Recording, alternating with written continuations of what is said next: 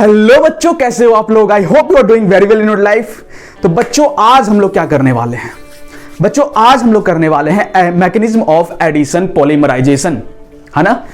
जिसने भी लास्ट जो वीडियो है हमारा पॉलीमराइजेशन का, जिसमें पूरा कंप्लीट पॉलीमर हमने एक शॉट में खत्म किया है, जिस बच्चे ने नहीं देखा है उसे जाकर देखो, ठीक है। वो वीडियो देखने के बाद, मैं जोर जोर से बोल रहा हूं कि वो वीडियो देखने के बाद ऐसा नहीं होगा कि मेंस में आपसे क्वेश्चंस ना ही ले। किसका? पॉलीमर का।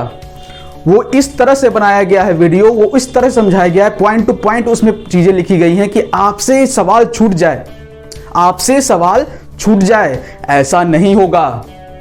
करना ट्राई, वीडियो देखने के बाद 5 क्वेश्चन ट्राई करना, ठीक है। नहीं होगा, ऐसा नहीं होगा, ठीक है। तो आज हम लोग क्या करने वाले हैं? आज हम लोग करने वाले हैं mechanism of addition polymerization. Last video में मैंने बोला था कि ये जो टॉपिक है ये एग्जाम के पॉइंट ऑफ व्यू से बहुत ज्यादा इंपॉर्टेंट नहीं रखता है, नेग्लिजिबल रखते हैं इसको, कहीं जगह तो पढ़ाया भी नहीं जाता है ना। मैकेनिज्म क्या होती है?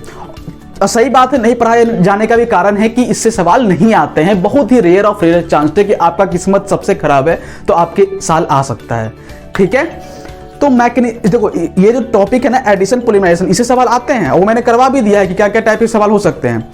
लेकिन जो इसके मैकेनिज्म है कि रिएक्शन कैसे होती है और किस किस रिएक्शन से कैसे जाके एक पॉलीमर बनता है कंप्लीटली एडिशन पॉलीमराइजेशन, वो पढ़ेंगे हम लोग, ठीक है। पूरा मैकेनिज्म पढ़ेंगे हम बच्चों, ठीक है। तो आज चलो बच्चों, एडिशन पॉलीमराइजेशन का पूरा मैकेनिज्म को निचोड़ देते हैं। चलो स्टार्ट करते हैं वीडियो। हाँ तो बच्चों, शुरू करते हैं मैकेनिज्म ऑफ एडिशन पॉलीमराइजेशन। क्या बोलता है जरा सुनते ध्यान से, ठीक है। देखो, एडिशन पॉलीमराइजेशन में दो सब टॉपिक आपको पढ़नी है। पहली है फ्री रेडिकल पॉलीमराइजेशन, ठीक है। फ्री रेडिकल पॉलीमराइजेशन सब समझाएंगे, अभी तो आपको पता है कि आपको कुछ पता नहीं है, सब समझाएंगे। फ्री रेडिकल पॉलीमराइजेशन और दूसरा है आयोनिक पॉलीमराइजेशन, ठीक है। सबसे पहले हम हेडिंग डालो बच्चों, हम लोग पढ़ेंगे पहला सब टॉपिक क्या है? Free radical. क्या है? Free radical polymerisation. पॉलीमराइजेशन, बहुत बढ़िया। अब किसी के दिमाग में ये आ रहा होगा कि सर फ्री रेडिकल क्या होता है? तो बहुत अच्छे, जिसे पता है वो बहुत अच्छी बात है, जिसे नहीं पता वो जानो कि क्या होता है फ्री रेडिकल। फटाफट देखते हैं, कोने में लिखते हैं क्योंकि ये कोने के लायक ही है ना। इतना वैल्यू नहीं देना है इसको, इतना इज्जत नहीं देना है। देखो, फ्री रेडिकल क्या होता है? ऐसा कोई भी एटम या मॉलिक्यूल, कोई भी एटम या मॉलिक्यूल जिसके पास क्या हो? अनपेयर्ड इलेक्ट्रॉन हो। अनपेयर्ड का मतलब जोड़े में नहीं हो, ठीक है। ये तो डेफिनेशन हो गया, एग्जांपल देंगे तो दिल में उतर जाएगा। क्या एग्जांपल है? देखो, मान लो कि क्लोरीन उठा लिया हमने। क्लोरीन भाई से पूछा कि आपके पास कितने इलेक्ट्रॉन है आउटर मोस्ट में? तो उसने बोला कि सर 7 होते हैं, ठीक है। तो देखो, ये जोड़े में है, ये जोड़े में है, ये जोड़े में, लेकिन ये जोड़े में नहीं है। इसका मतलब ये फ्री रेडिकल है। और इसका नाम क्या बोल दोगे? बोलने के लिए इसको पुकार सकते हैं हम, किस नाम से पुकार सकते हैं? Chlorine radical. कोई बुरा नहीं मानेगा क्योंकि इसके पास एक जोड़ा नहीं है, फ्री रेडिकल है, अनपेयर्ड इलेक्ट्रॉन इसके पास है। और क्या हम ले सकते हैं? तो लेने के लिए बहुत है, एक और उठा लेते हैं, आपका डाउट क्लियर कर लेते हैं। ये है बच्चों, ये क्या है ना? 1 2 एक हाथ और हो जाएगा। हाँ, ये क्या है बच्चों? ये है आपका मिथाइल, और इसमें अनपेयर्ड इलेक्ट्रॉन है। और ये सब पेयर में है ना, आपको पता है ना, बॉन्ड में एटलीस्ट 2 इलेक्ट्रॉन तो शेयर होते ही है ना। 2 इलेक्ट्रॉन तो यहाँ है ही, 2 इलेक्ट्रॉन तो है ही, एक ही ना एक्स्ट्रा यहाँ पर है, तो ये भी अनपेयर्ड हो गया। तो ये भी क्या बोलोगे कि ये भी रेडिकल है। कौन सा रेडिकल? Methyl radical. बहुत बढ़िया, इसको मिथाइल बोलोगे ना, CH3 है, मिथाइल हो गया, मिथाइल रेडिकल। बहुत बढ़िया। एक और एग्जांपल समझाते हैं क्योंकि सब तरह के डाउट आपको क्लियर करने हैं। तो एक एग्जांपल लास्ट उठाते हैं और ये देखो, फटाफट देखना। हाँ देखो, ये सब जोड़े में है क्योंकि 2 होता है एक बॉन्ड में, 2 शेयर होते हैं, भी जोड़े में है, ये भी जोड़े में है, ये भी जोड़े में है, ये भी जोड़े में, लेकिन ये जोड़े में नहीं है। इसका मतलब ये भी रेडिकल है। इसका नाम क्या है बच्चों? तो आपने ऑर्गेनिक पढ़ा है थोड़ा बहुत, आपको पता होगा, इसे मिथॉक्सी भैया बोलते हैं। तो ये हो गया मिथॉक्सी रेडिकल। तो समझ में आ गया फ्री रेडिकल क्या होता है ना। तो हम लोग फ्री रेडिकल पॉलीमराइजेशन पढ़ने वाले हैं। अच्छा, तो चलो फ्री रेडिकल पॉलीमराइजेशन तो पता है कि हाँ मोनोमर से पॉलीमर बनाने की जो पूरा प्रोसेस है उसको पॉलीमराइजेशन बोलते हैं, ये तो पता है। ये तो पहले हम ना वन शॉट बॉडी में सबसे पहला पॉइंट तो मैंने यही बताया था। फ्री रेडिकल यूज इसमें क्यों आया, सबसे पहली बात ये आती है। देखो समझना, ध्यान से सुनना। फ्री रेडिकल पॉलीमराइजेशन में हम सबसे पहले फ्री रेडिकल बनाते हैं। उस ध्यान सुनते जाना, बस अभी कुछ समझ में नहीं आएगा मुझे पता है, बस सुनना खाली, ठीक है। हाँ फिर से बोल रहा हूँ, फ्री रेडिकल पॉलीमराइजेशन में सबसे पहले हम फ्री रेडिकल बनाते हैं। उस फ्री रेडिकल को हम किसी मोनोमर से अटैच करते हैं और जिसको हमको पॉलीमर बनाना है, और उसके बाद हम आगे का प्रोसेस करते हैं जो हम बताऊंगा, उसके बाद पॉलीमर बन जाएगा। तो सबसे पहले हमें फ्री रेडिकल बनाना होता है। तो देखो फ्री रेडिकल बनाने का सबसे अच्छा जो केमिकल होता है जो यूज करते हैं हम लोग, वो फेमस कौन सा है, अभी कुछ समझ में आएगा नहीं जो मैं लिख रहा हूँ, लेकिन मैं बताता हूँ धीरे धीरे, सब्र रखो। देखो बेंजोइल परऑक्साइड, ठीक है, बेंजोइल परऑक्साइड। सेकंड क्या हो जाएगा, एसिटाइल परऑक्साइड। जितने परऑक्साइड फॉर्म में होते हैं ना, है ना, उसमें से मोस्टली हम लोग यूज करते हैं। एसिटाइल हो गया, टर्ट ब्यूटाइल, ये फेमस है, जो फेमस है वही जो पूछेगा एग्जाम में, बस वही है, सब लिखा का कोई फायदा है नहीं, ETC कर दो, ठीक है, ये फेमस है। तो ये क्या करते हैं तो समझते हैं, ठीक है। ये भाई साहब क्या करते हैं, देखना ध्यान से। इट हेल्प्स, अंग्रेजी में लिखूंगा कुछ दो शब्द बस, it helps to form free radical. अच्छा, तो ये फ्री रेडिकल बनाने में हेल्प करते हैं। इसे हम क्या बोलते हैं अंग्रेजी में, इनिशिएटर। इनिशिएटर किस चीज़ का इनिशिएटर, तो फ्री रेडिकल बनाने का इनिशिएटर। इसे कैटलिस्ट भी बोलोगे एक तरह का, तो ये कोई बुरा मानने वाली बात नहीं है, इसे कैटलिस्ट भी बोल सकते हो। तो ये तीनों फेमस है, ये तीनों के यूज करके हम लोग सबसे पहले प्रोसेस क्या है, फ्री रेडिकल बनाना। तो इससे फ्री रेडिकल बनाते हैं। इसका फॉर्मूला हम लिखवा रहे हैं, सिर्फ इसी का लिखवा रहे हैं, क्यों, क्योंकि हम आगे जो भी प्रोसेस करने वाले हैं हम इसका एग्जांपल लेके करने वाले हैं, क्योंकि सबका लिखवाना कोई जरूरी बात नहीं है, एक करवा देंगे सब समझ लोगे, ठीक है। तो बेंजाइल परऑक्साइड का फॉर्मूला क्या होता है, ये होता है भाई C14H10O4, ये फॉर्मूला होता है बेंजोइल परऑक्साइड का, ठीक है। उसके बाद अब समझ में आ गया क्या क्या, जल्दी जल्दी रिव्यू दे देता हूं। हम लोग पढ़ रहे हैं फ्री रेडिकल पॉलीमराइजेशन। इसमें क्या करते हैं हम, सबसे पहले फ्री रेडिकल बनाते हैं, उस फ्री रेडिकल को हम किसी मोनोमर से ऐड करते हैं जिसका हमें पॉलीमर बनाना है। पहला स्टेप यही है। तो पहले ये क्या करेगा, तो ये फ्री रेडिकल बनाएगा। कौन, कोई इसमें से एक उठाते हैं, ठीक है। ये सब क्या है, ये सब इनिशिएटर कर लो। इनिशिएटर किस चीज का, फ्री रेडिकल बनाने का, या कैटलिस्ट बोल लो। बेंजोइल परऑक्साइड का फॉर्मूला क्या होता है, C14H10O4, और फ्री रेडिकल क्या होता है, ये होता है। इसे नोट करो, आगे इसको इरेज करते हैं, समझते हैं थोड़ा मैकेनिज्म। हाँ तो बच्चों अब आते हैं मैकेनिज्म पार्ट में, रिएक्शन पार्ट में। देखो रिएक्शन नाम सुनकर वीडियो मत हटाना, ठीक है। ऐसा समझाएंगे रिएक्शन, ऐसा समझाएंगे कि हवा हो जाएगा रिएक्शन। कुछ नहीं है रिएक्शन, देखना वीडियो, देखते रहो, बने रहो, समझो। मैंने बोला कि जो भी आगे हम रिएक्शन करवाएंगे वो बेंजाइल परऑक्साइड मैंने एक चुना है कि चलो बेंजाइल परऑक्साइड से समझा देते हैं, बाकी से आप लोग दिमाग लगा के समझ लोगे, ठीक है। बेंजाइल परऑक्साइड से समझा देते हैं कैसे होता है सब चीज। हाँ, जो मैंने लिखवाया था example, benzyl peroxide, acetyl peroxide है ना, टर्ट ब्यूटाइल परऑक्साइड, इतने नहीं होते हैं, और भी हो सकते हैं इनिशिएटर, है ना, और भी इनिशिएटर हो सकते हैं फ्री रेडिकल पॉलीमराइजेशन का, लेकिन ये तीनों फेमस है ना, फेमस है, बिल्कुल फेमस है, ठीक है। और परऑक्साइड दिमाग में रखना कि परऑक्साइड जनरली हम लोग यूज करते हैं, तो परऑक्साइड को दिमाग में रखना, ठीक है। चलो बेंजाइल परऑक्साइड से समझते हैं कि कैसे। एक एग्जांपल उठाऊंगा मैं, एक एग्जांपल समझ जाओगे, और एक एग्जांपल से फालतू पूछेगा भी नहीं, बस समझना कि इथीन से पॉलीथीन कैसे बनाते हैं। मेरा टारगेट ये है कि हम ये सिखाएंगे कि इथीन से पॉलीथीन कैसे बनता है, क्योंकि ऐसे बहुत सारे हैं। इतना रिएक्शन, इतना मैकेनिज्म समझोगे तो पूरा तुम्हारा 11th पूरा 12th ही खत्म हो जाएगा तुम्हारा।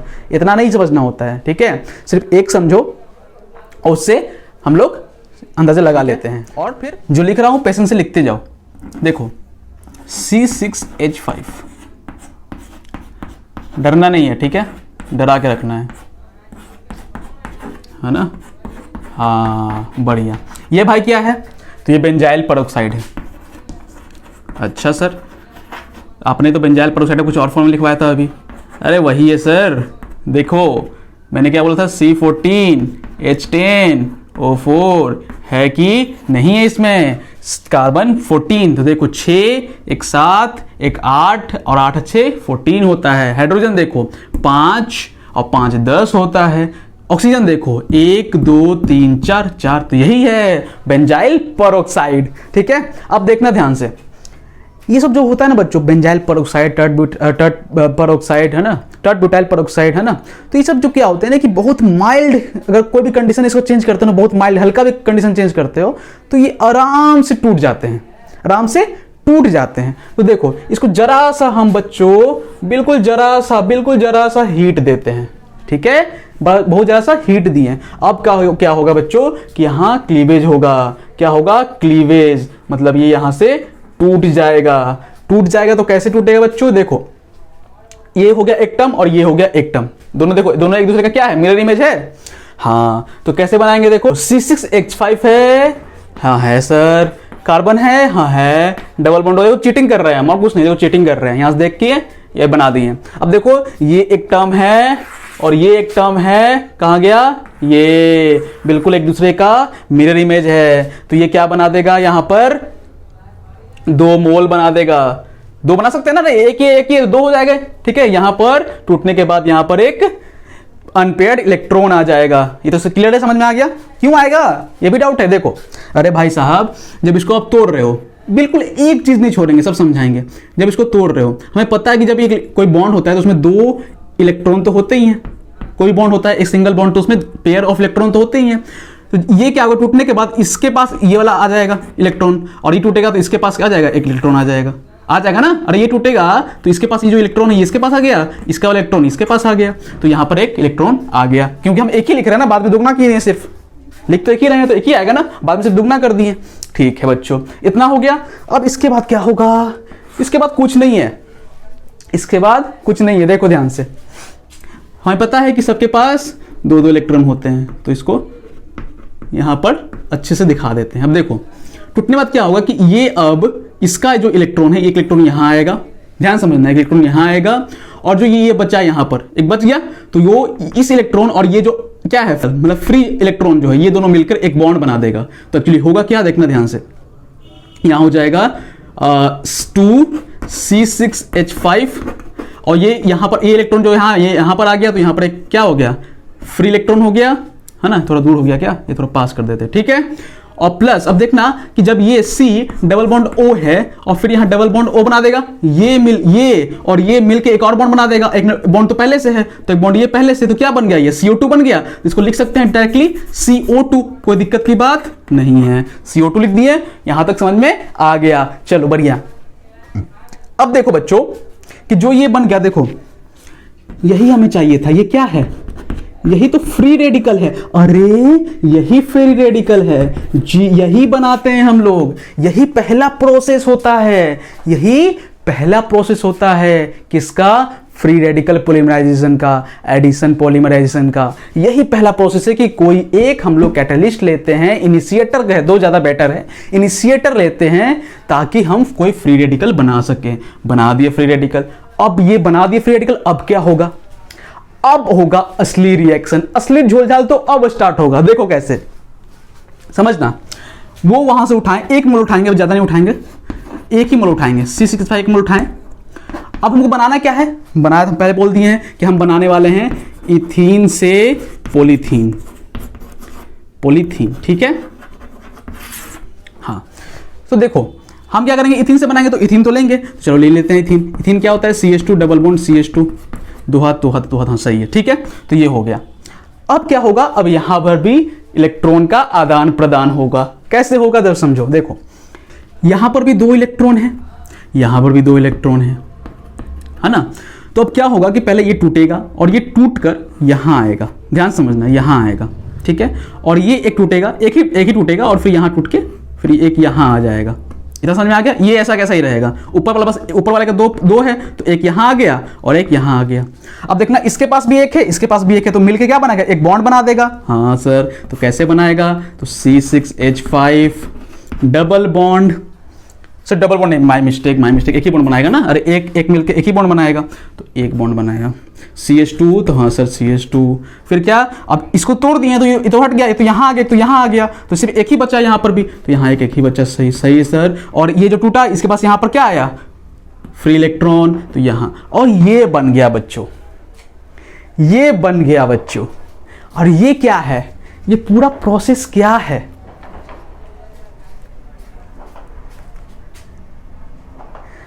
अगर जिसने वन शॉट वीडियो देखा है तो उसे समझ में आ गया होगा। क्या मैंने बोला था कि एडिशन पॉलीमराइजेशन 3 स्टेप में होता है, 3 स्टेप में होता है, 3 स्टेप में होता है, ठीक है। पहला होता है चेन इनिशिएशन, दूसरा क्या होता है, दूसरा चेन प्रोपागेशन, भूलना मत, तीसरा है चेन टर्मिनेशन, 3 स्टेप में। तो बच्चों ये क्या बना, ये पहला स्टेप है, यही पहला स्टेप है, इसी को बोलते हैं चैन इनिशिएशन। चैन बनना स्टार्ट हो गया, this is the first step. क्या है बच्चों, ये पूरा बहुत बड़े में लिखूंगा मैं, पहला स्टेप है एडिशन पॉलीमराइजेशन का, पहला स्टेप। हाँ, पहला स्टेप में इतना सब कुछ होता है बच्चों। याद क्या रखना है, बेंजोइल पेरोक्साइड का फॉर्मूला ये होता है, सबसे पहले ये टूटता है, फटाफट रिव्यू देता हूं मैं। सबसे पहले ये टूटता है, क्यों टूटता है, कोई भी पेरोक्साइड आप ले रहे हो, जैसे कि इस टर्म में बेंजाइल पेरोक्साइड, क्या टर्बियोटाइल पेरोक्साइड और क्या एसिटाइल पेरोक्साइड, ये सब माइल्ड बहुत हल्का भी कुछ चेंज करोगे ना इसमें तो ये टूट जाती है, ठीक है। तो हम इसमें जरा सा हीट दिए, क्या दिए, हीट दिए, हीट देने के बाद ये टूट गया, टूटने के बाद अपना इलेक्ट्रॉन शेयर किया, समझा दिए कैसे हो गया। नहीं समझ में आया तो एक बार फिर से वीडियो देख लो, मुझे लगता है समझ में आ गया होगा, इतना ईजी मैंने समझाया है, ठीक है। इसके बाद यहां पर फ्री रेडिकल बनाया, फ्री रेडिकल बनाने के बाद अब असली झोलझाल होगा। और ये क्या है बच्चों, ये हमारा इथीन है, ठीक है, ये इथीन है। अब ये इथीन से जो फ्री रेडिकल बना हमारा वो रिएक्ट करेगा और एक बॉन्ड बनाएगा, यहां बॉन्ड बनाया इस तरह से, और इसी को बोलते हैं कि चैन बनना अब स्टार्ट हो चुका है, चैन इनिशिएशन स्टेप स्टार्ट हो चुका है। अब आगे समझेंगे कि सेकंड स्टेप क्या होता है, चैन प्रोपागेशन, वो समझते हैं कैसे होता है। चलो इसको नोट करो, इसको इरेज करते हैं, नेक्स्ट पार्ट पे आते हैं। हाँ तो चलो बच्चों, अब हम देखते हैं चैन प्रोपागेशन क्या होता है, इसी जरा समझते हैं और जल्दी जल्दी इस टॉपिक को खत्म करते हैं। तो क्या है, पहला समझ गए थे चैन इनिशिएशन, अब है चैन प्रोपागेशन, फटाफट इसे लिखो, है ना। ये हमारा सेकेंड स्टेप होता है, इसमें क्या होता है, ठीक है, बहुत शॉर्ट में लिखूंगा, ज्यादा तंग नहीं करूंगा आप लोगों को।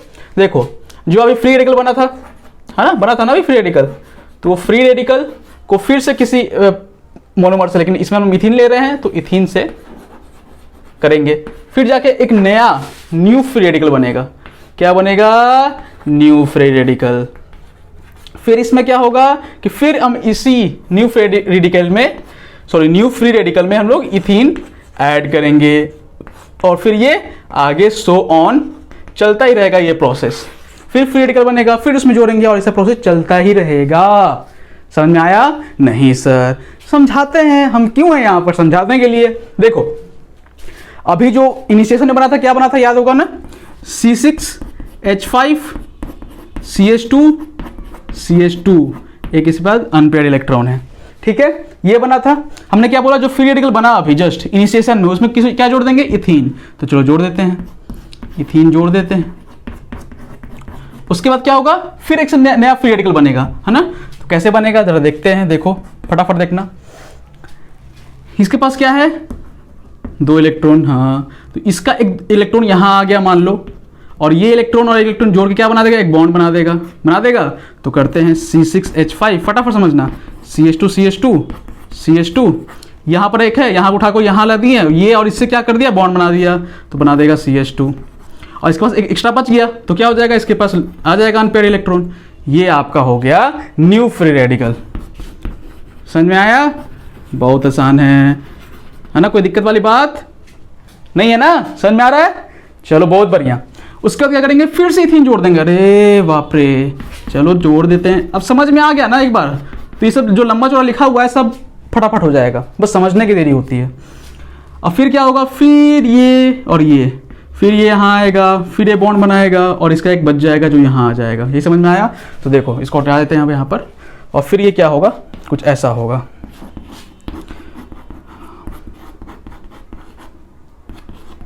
लेकिन ध्यान से देखो ये CH2 है और क्या है, ये क्या है, इथीन है। लेकिन मैंने बोला कि प्रोसेस चलता रहेगा, मतलब बहुत सारे इथीन जुड़ते रहेंगे, तो उससे बेटर है हम यहाँ पर N लगा देते हैं। जितना जोड़ना होगा इथीन जोड़ लेना, ठीक है। और इस तरह से क्या बनेगा, CH2 बनता ही जल जाएगा। तो हम लोग ऐसा कर देते हैं कि CH2 जो बन रहा है यहां लग देते हैं हम कि N, ठीक है, ये N, और यहां पर इसके कारण एक इलेक्ट्रॉन लास्ट में आएगा ही, तो वो आ गया हमारा इलेक्ट्रॉन। तो देखो ये रिपीट होते जाएगा, CH2 जितना जोड़ोगे, जो जितना N लगाओगे उतना N रिपीट होते जाएगा। तो ये जो बन गया, ये प्रोसेस आपका चलते रहेगा। ये आपका जो स्टेप है, यही आपका कंप्लीट प्रोपगेशन हो रहा है ना, बढ़ते जा रहा है। तो यही आपका चेन प्रोपगेशन स्टेप हुआ। तो सेकेंड स्टेप यही था बच्चों। सेकेंड स्टेप इतना सिंपल था कि आपके दिमाग में घुस गया। इसको एक बार देखो, समझो, और नेक्स्ट देखते हैं चेन टर्मिनेशन।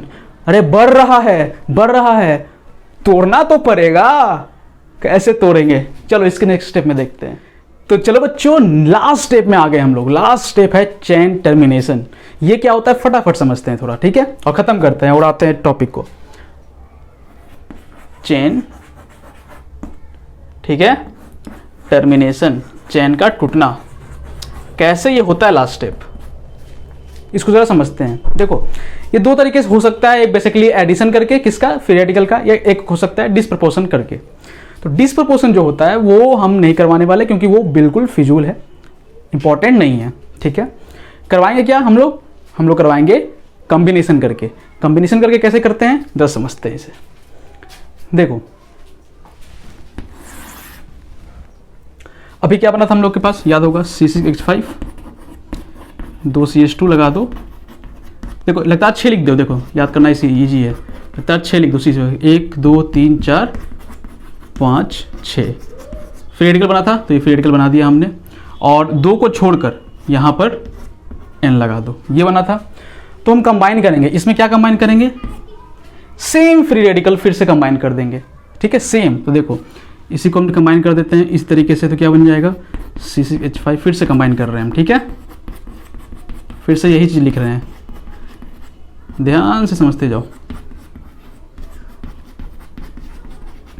लिख दिया। अब क्या होगा ना बच्चों कि ये एक दूसरे से कंबाइन करके केमिकल रिएक्शन को खत्म कर देगा। अब इसके बाद चेन टूट जाएगा। ये प्रोसेस होता है कॉम्बिनेशन का। तो जब ये कंबाइन होगा तो बनेगा क्या, ये भी पूछने वाली बात है। तो देखो सिंपल बात है, दिख रहा है ये एक पेयर और ये एक पेयर नहीं, सॉरी, इलेक्ट्रॉन, और एक ये इलेक्ट्रॉन, ये दोनों मिलेगा और मिलकर एक बॉन्ड बना देगा, सीधी सी बात है। तो एक दूसरा ये और ये कंबाइन होकर यहाँ पर बॉन्ड बना देगा। देखो कैसे बनेगा, इसको भी याद करना सिंपल है। देखो कैसे करो, ये लिख दो और फिर याद करने का तरीका हम बता रहे हैं, ठीक है। CH2 कर दो और यहाँ N लगा दो, फिर बीच में 3 या 4 लगा दो, ठीक है, 3 या 4 लगा सकते हो, कोई दिक्कत की बात नहीं है, ऐसे बढ़ते जाएगा ना वैसे। और फिर CH2 N कर दिए, ठीक है। और फिर अंतिम में एक और C6H5 है तो C6H5 लगा दिए, ठीक है बच्चों। तो ये हो गया आपका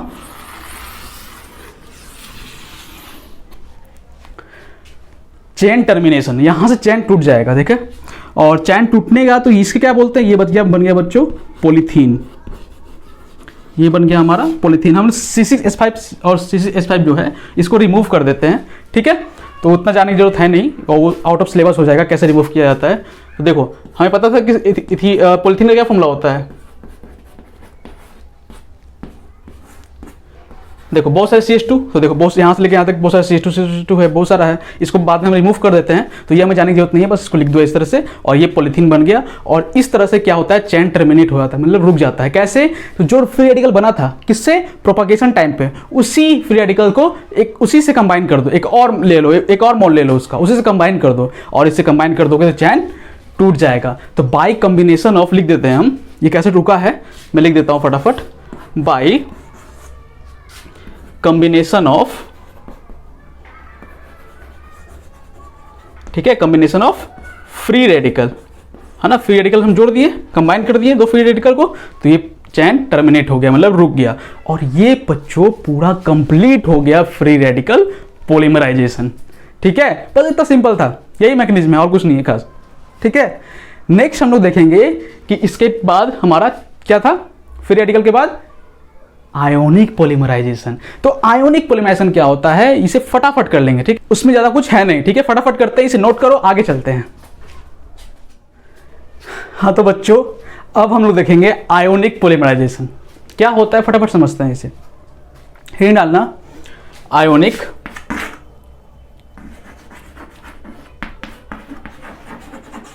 पॉलीमराइजेशन, ठीक है, बस खत्म ही होने वाला है, ठीक है, ज़्यादा इसमें कुछ है नहीं, ज़्यादा कुछ इसमें है नहीं, खत्म ही होने वाला है, थोड़ा सा सब्र रखो। आयोनिक पॉलीमराइजेशन देखो इसमें दो तरीके से हो सकते हैं, एक को बोलते हैं कैटायनिक पॉलीमराइजेशन, ठीक है, और एक हो सकता है हमारा, दोनों फटाफट इसी बोर्ड पे इसी में खत्म कर देंगे हम, ठीक है, ज़्यादा कुछ नहीं लिखवाना है इसमें, एनायनिक पॉलीमराइजेशन। ये दो तरीके से हो सकता है। कैटायनिक में फटाफट आते हैं, तो सबसे पहले क्या होता है, इनिशिएशन। तो इसमें एज ए इनिशिएटर क्या यूज करते हैं हम लोग,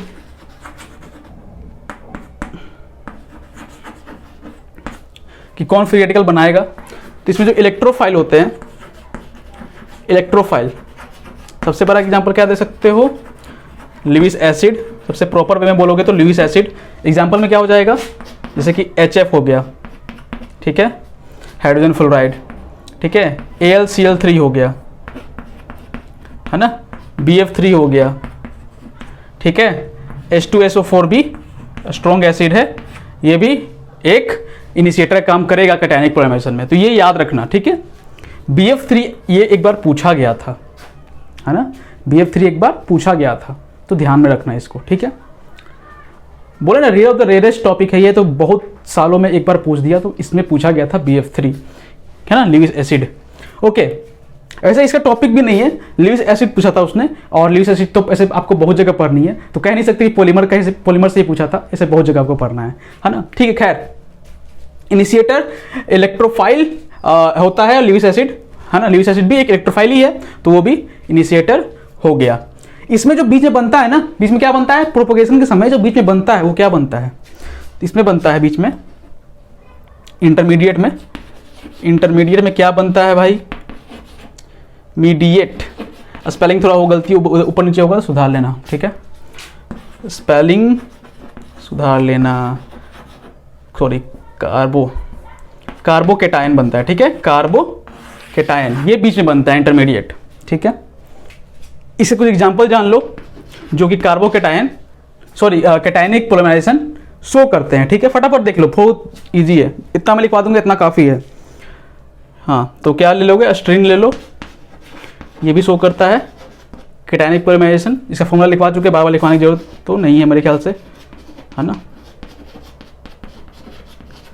ठीक है। ये हो गया, प्रोपीन हो गया, है ना, प्रोपीन पता ही है, प्रोपीन मतलब 3 हो गया, तो 3 कार्बन दे दो और ईन लगा डबल बॉन्ड दे दो और ये कर दो और लगा दो हाइड्रोजन, ठीक है, ठीक है, हाइड्रोजन लगा देना, प्रोपीन हो गया। और क्या हो सकता है, आइसोब्यूटीन, आइसोब्यूटीन, ठीक है। तो ये जो होते हैं, आइसोब्यूटीन का स्ट्रक्चर भी अगर नहीं पता है तो देख लो,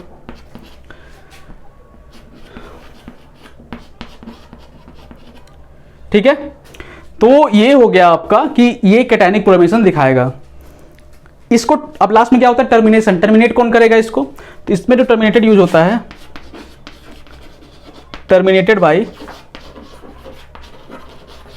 बेस, ठीक है। इसमें एसिड का क्या करते हैं, एज ए इनिशिएटर यूज करते हैं, ठीक है, और बेस का क्या करते हैं, एज ए टर्मिनेशन, मतलब चैन को रोकने के लिए काम करते हैं। बीच में क्या बनता है, कार्बोकेटायन बनता है। ये सब एग्जांपल हो गए, बस खत्म। क्या सर इसमें भी चैन प्रोपागेशन, चैन टर्मिनेशन, चैन इनिशिएशन होता है, तो हाँ होता है, तभी तो ये प्रोसेस लिखवाएं, इनिशिएशन, इंटरमीडिएट, टर्मिनेट क्यों लिखवाएं, हाँ होता है।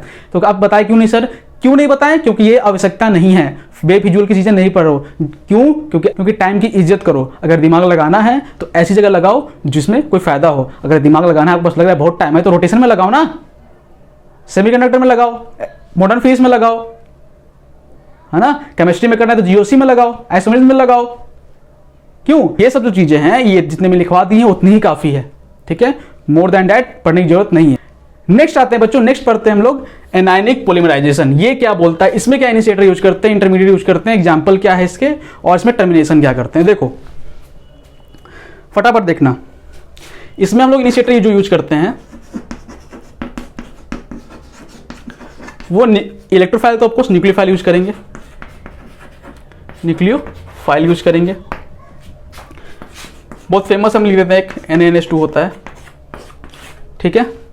इसमें इंटरमीडिएट क्या बनेगा, इंटरमीडिएट क्या बनेगा, इसमें कार्बोकेटायन बना है तो इसमें कार्बो एनायन बनेगा, कार्बो एनायन बनेगा। बहुत बढ़िया। एग्जाम्पल इसमें क्या हो सकते हैं, तो देखो विनाइल क्लोराइड हो सकता है, ठीक है, क्लोराइड, एक्राइलो नाइट्राइल, बता चुके हैं, इसका स्ट्रक्चर सब बता चुके हैं, ठीक है, बार बार लिखने की जरूरत नहीं है। मुख्य बात यह है कि अस्ट्रीन जो होता है ना बच्चों, अस्ट्रीन ये भी एनायनिक पॉलीमराइजेशन शो करता है, ठीक है। तो यह याद में रखना, कैटायनिक और एनायनिक दोनों रखता है, ठीक है, समझ में आ गया, ठीक है।